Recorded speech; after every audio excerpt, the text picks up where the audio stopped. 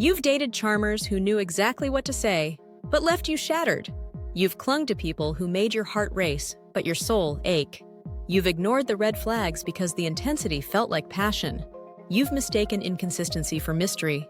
You've called emotional chaos chemistry.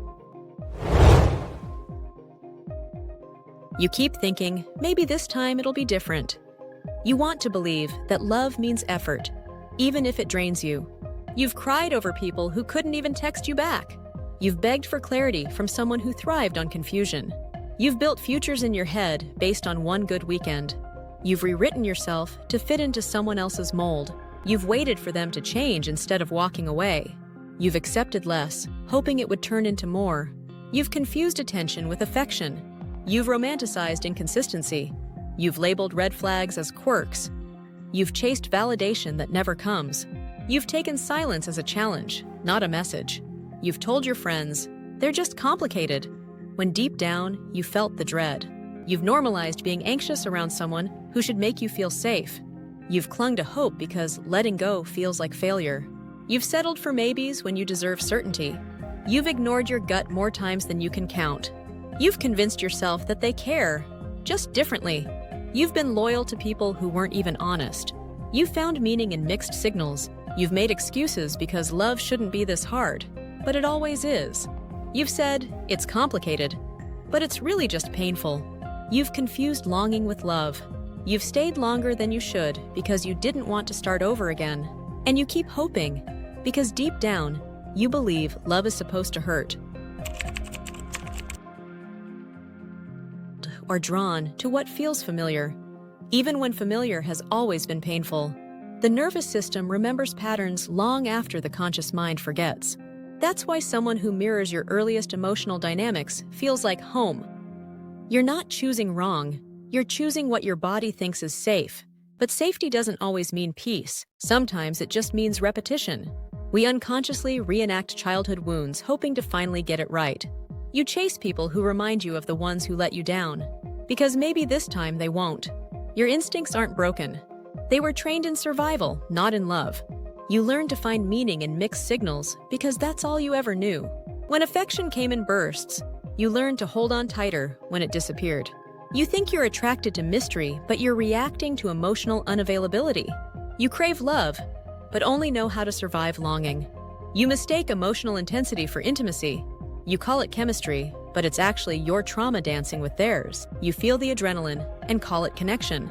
The silence between texts feels like tension, and you interpret it as passion. You've been taught that love should be earned, not received.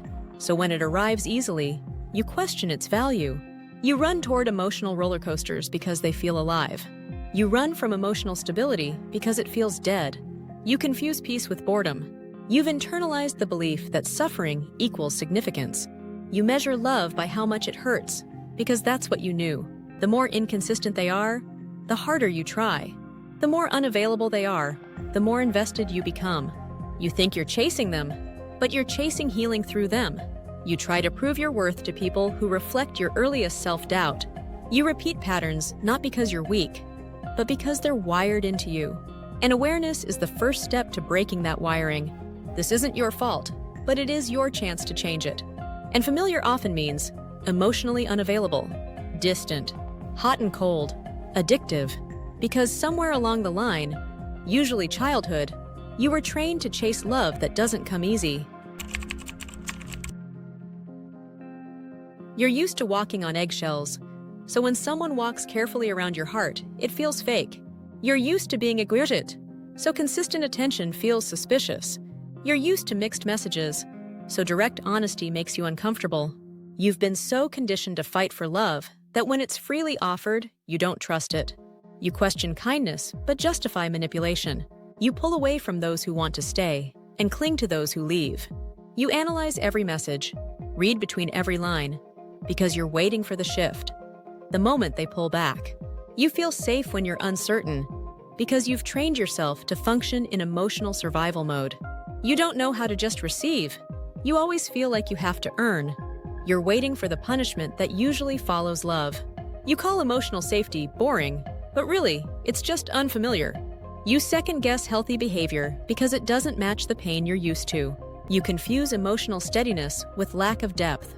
You pull away because stability makes you nervous. You apologize for needing reassurance, when reassurance is what you've always deserved. You tolerate cruelty, but can't tolerate being fully seen. You shrink yourself for those who don't appreciate you, and feel too much for those who do. You question your worth only when someone values you too easily. You sabotage relationships that don't activate your pain. You're scared of calm, because chaos is where you learn to love. You don't know how to relax in someone's presence, only how to read their mood. You try to earn silence into warmth. You push away people who are emotionally available and chase those who aren't. You crave love but fear being loved. You find drama more engaging than peace. You're bored when there's no crisis. You only feel alive when you're proving your worth. You feel undeserving when love is easy. You don't recognize love unless it hurts a little. You confuse calm for cold. You've learned to feel most connected when you're being pulled apart. This is called attachment wounding. When love was unpredictable early in life, your brain wired love with anxiety. And now your body literally rejects calm, stable people because it doesn't feel like home. It's not that you fear love. You fear the vulnerability it demands. Your body doesn't recognize peace as safe because pain was more predictable. You were wired to prepare for withdrawal, not connection. Even when things are going well, you brace for the worst. You flinch at softness because softness was never consistent. You second-guess love that doesn't make you suffer.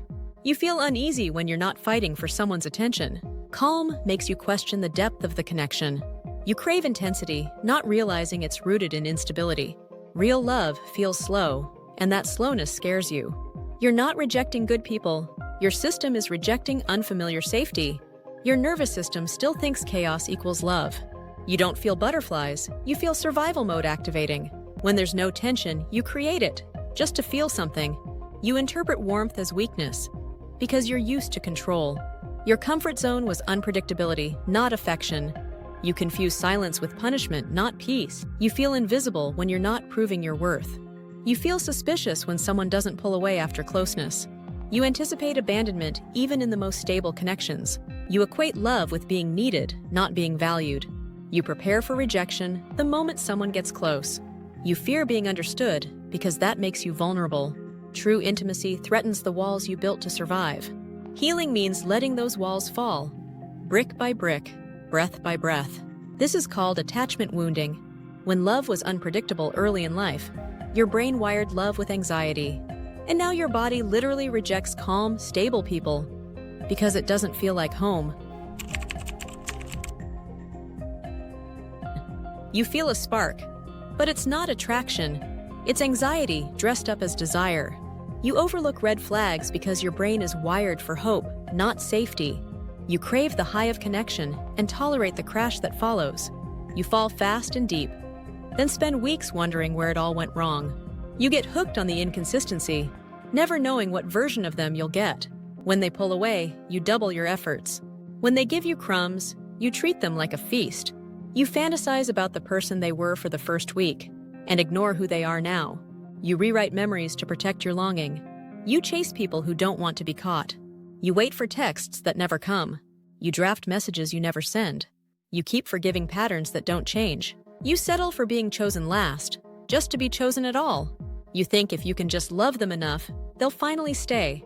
You think your loyalty will fix their wounds. You mistake your pain for proof that it matters. You carry the emotional labor of the entire relationship. You rationalize things that make you feel sick.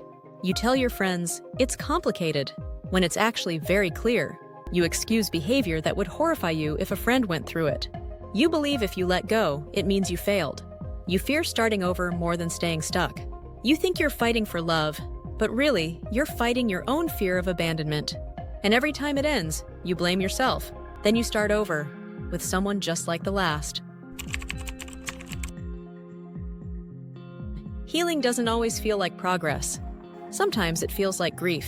Letting go of patterns means letting go of the identity you built around them. You may miss the chaos before you embrace the calm. You may crave the highs of dysfunction before you find joy in stability. Peace can feel empty when you're used to pain filling the silence. Your brain will whisper, "This isn't real," every time someone shows up consistently. But trust isn't built in fireworks, it's built in follow-through. It's okay to feel uncomfortable when someone treats you well. You're not broken, you're just unlearning, and unlearning takes time. You don't have to rush to trust. You just have to stay curious. When you want to run, pause. When you want to test them, communicate instead. When you want to sabotage, ask yourself, is this fear talking? You don't have to perform to be worthy. You don't have to suffer to be loved. The people who truly care will hold space for your healing, not punish you for it. You will question the quiet, but eventually, it will start to feel safe.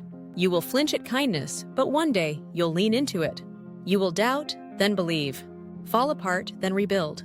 And with each step, your nervous system will learn. I don't have to chase love to deserve it. I don't have to earn safety, I can receive it.